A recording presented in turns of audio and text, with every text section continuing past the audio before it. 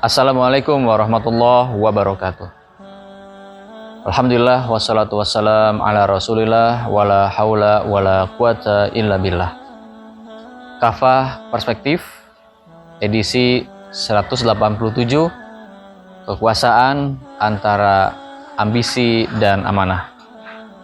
Sahabat dakwah Tangsel yang dirahmati Allah, kekuasaan adalah amanah yang diberikan oleh Allah Subhanahu wa Ta'ala kepada hambanya. Sayangnya hari ini kita melihat fenomena yang mengenaskan, yaitu banyaknya penyalahgunaan kekuasaan untuk kepentingan pribadi, kepentingan kelompok, untuk memperbanyak harta, dan tidak jarang untuk meraih tujuan-tujuan itu melanggar batas-batas agama, melanggar batas-batas kemanusiaan, menzalimi orang lain, baik ketika meraih kekuasaan ataupun ketika memanfaatkan kekuasaan yang sudah dipegang. Kita melihat kasus-kasus yang marak terjadi baik di negeri kita maupun di negeri-negeri yang lain. Para penguasa yang dengan kekuatan yang ada di tangannya mencoba untuk membungkam orang-orang yang kritis, menciduk orang-orang yang bersuara untuk menentang kezaliman misalnya, memata-matai rakyatnya. Juga ada penguasa-penguasa yang memanfaatkan jabatannya untuk memperkaya dirinya lewat korupsi misalnya, menyalahgunakan amanah, menyalahgunakan harta yang dititipkan, dan sebagainya. Ini fenomena yang menjadi sesuatu yang biasa di dunia kita hari ini. Sahabat dakwah Tangsel yang dirahmati Allah Subhanahu wa Ta'ala, di dalam Islam tentu agama ini memperhatikan dengan seksama persoalan kekuasaan, memberi rambu-rambu, memberi kaidah-kaidah agar kekuasaan dan juga orang yang memegang kekuasaan, dalam hal ini pemimpin atau penguasa, juga dapat mengelola kekuasaannya sesuai dengan fitrahnya sebagai hamba Allah, sesuai dengan tugasnya untuk menghamba kepada Allah di atas muka bumi ini. Allah Subhanahu wa Ta'ala berfirman di dalam Al-Quran, A'udzubillahi minasyaitonirrajim, Innallaha ya'murukum an tu'addul amanati ila ahliha wa idza hakamtum an tahkumu bil adl. Sesungguhnya Allah memerintahkan kalian untuk menunaikan amanah kepada ahlinya, kepada yang layak mendapatkan amanah itu. Dan hendaklah ketika kalian menghukumi atas manusia, kalian berhukum dengan adil. Imam At-Tabari ketika menafsirkan ayat ini mengutip qaul dari Sayyidina Ali bin Abi Thalib radhiyallahu anhu yang menjelaskan bahwa ayat ini menunjukkan atas kewajiban seorang pemimpin untuk menunaikan hukum-hukum Allah, menerapkan hukum-hukum Allah, syariat Islam. Dan ketika penguasa telah menunaikan hukum-hukum Allah, telah melaksanakan menerapkan syariat Allah, maka dia berhak atas ketaatan dari rakyatnya.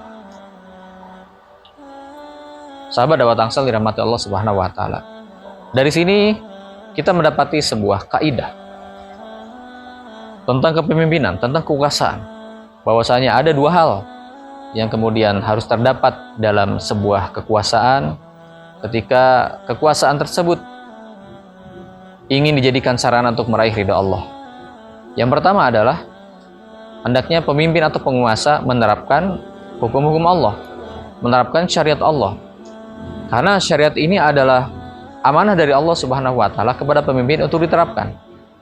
Baik dalam bidang muamalah misalnya, dalam bidang politik, dalam penerapan hudud, penerapan jinayat, dan sebagainya yang menjadi ruang lingkup kepemimpinan seorang kepala negara. Maka ini wajib dilaksanakan oleh seorang kepala negara.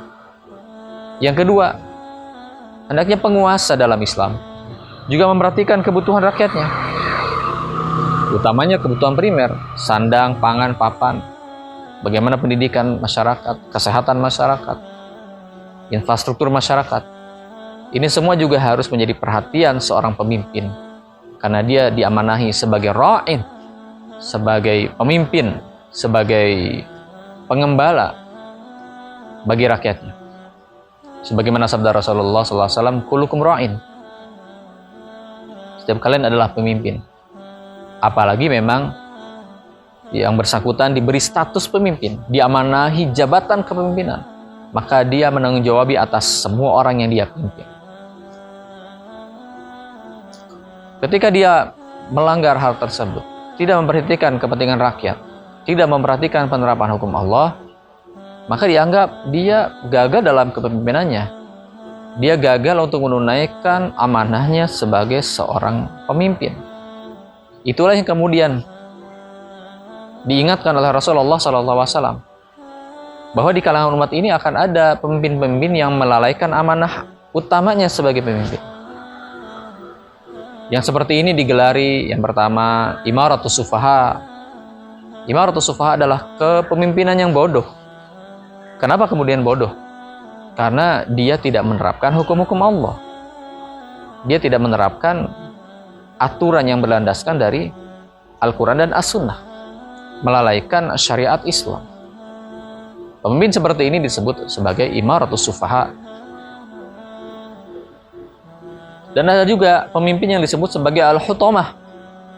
Al-Hutamah adalah pemimpin yang lalai dalam memenuhi kebutuhan rakyatnya, sandang, pangan, papan. Malah dia mengabdi untuk oligarki misalnya, sehingga mengorbankan kepentingan rakyat.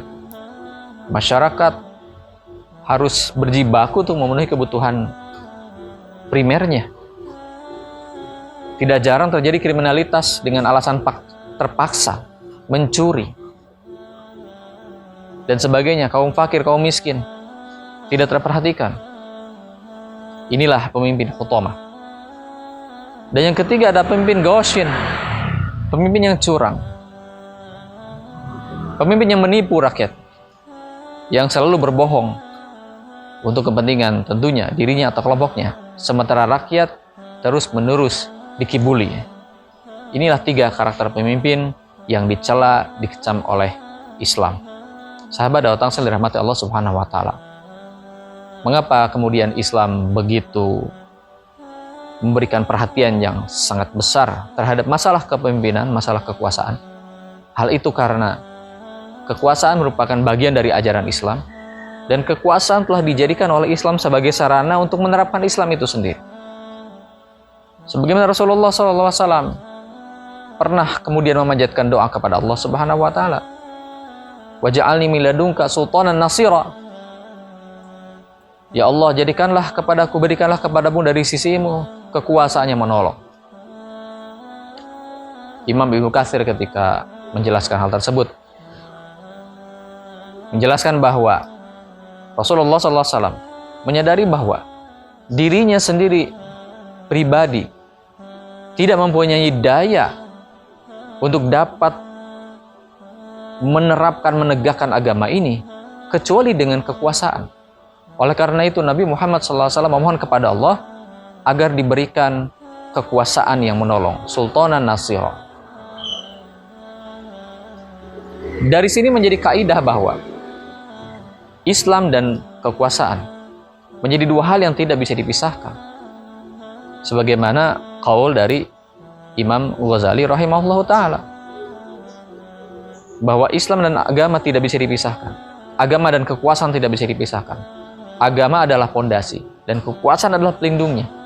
Sesuatu yang tidak ada pondasinya maka dia runtuh. Itulah kekuasaan yang tidak berdasarkan agama, kekuasaan sekuler. Pasti akan gagal, pasti akan runtuh. Sebaliknya juga, ketika agama tidak punya kekuasaan maka dia akan hancur karena tidak ada yang melindunginya. Itulah realita keberagaman kita hari ini yang tidak ditopang oleh kekuasaan, sehingga terus-menerus dirongrong oleh pihak-pihak yang ingin agar Islam ini kemudian hancur. Maka dari itu sahabat dakwah Tangsel dirahmati Allah Subhanahu wa taala. Saat ini sedikit di antara umat Islam yang menyadari pentingnya hubungan antara agama dan kekuasaan. Di satu sisi, kekuasaan dipandang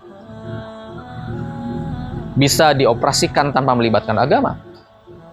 Di sisi lain, sebagian mereka memandang agama cukup dijalankan di wilayah pribadi saja, di wilayah kehidupan pribadi, kehidupan private, dan tidak butuh kekuasaan.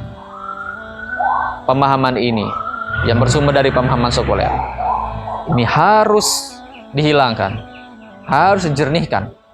Umat Islam harus disadarkan tentang realita Islam yang sesungguhnya, bangunan Islam yang sesungguhnya, yaitu Islam yang ditegakkan dengan kekuasaan, dan kekuasaan itu ditegakkan untuk mengabdi kepada Islam.